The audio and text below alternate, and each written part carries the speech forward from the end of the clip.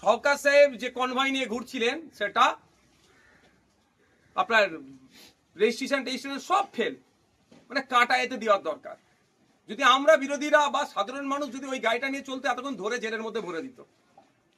Two type of case, civilian যদি একটা গাড়ি নিয়ে বার হয়, এমার্জেন্সি ঔষধের দরকার, যদি হেলমেট পরে সবসময় চলতে হবে, আমি হেলমেট পরে চলার পক্ষে, তাকে ধরে ফাইন মারবে। ইন্স্যুরেন্স ফেল থাকলে তাকে ধরে ফাইন থাকবে। পলিউশন দুদিন ফেল হয়েছে তাকে ধরে ফাইন মেরে দেয়। আর সরকার পক্ষ যখন এই ধরনের অনৈতিক কাজগুলো করে তাকে কে দেখবে?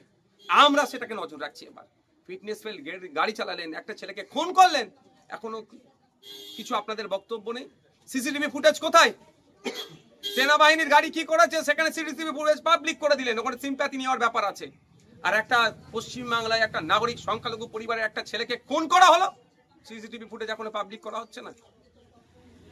দুদিন টাইম নিয়েছিল পরিবারের সাথে একটা যাতে সুরা হয়, দুদিন পার করে 4 দিন হয়ে গেল। আমরাও দেখছি, এলাকার মানুষজনও দেখছে।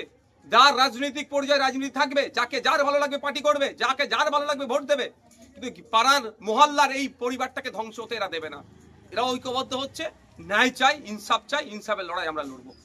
বলছি এই ঘটনার এতদিন হয়ে গেল, আজকে 9 তারিখ, এতদিন হয়ে গেল এখনো পর্যন্ত যে বিধায়কের কনভয়ের সঙ্গে এই ঘটনা ঘটেছে সেই বিধায়ক একজন সৌজন্যমূলক দেখাও করলেন না। এবং সেই ঘটনায় আপনি যেমন বললেন, পরিবারের লোকজনও বলছেন সেই ঘটনায় সুগ্রস্ত হয়ে একেবারে আরো একজন ভাই মারা গেছেন, বড় ভাই মারা গেছেন, কিন্তু সেই বিধায়ক শওকত মোল্লার তার কোনো দেখা নেই। ন্যূনতম সৌজন্যতা থাকলে না অন্তত একবার প্রথম ফোন করা দরকার যে আমি ব্যস্ততার জন্য মা আসতে পারছি না, আমি আসবো।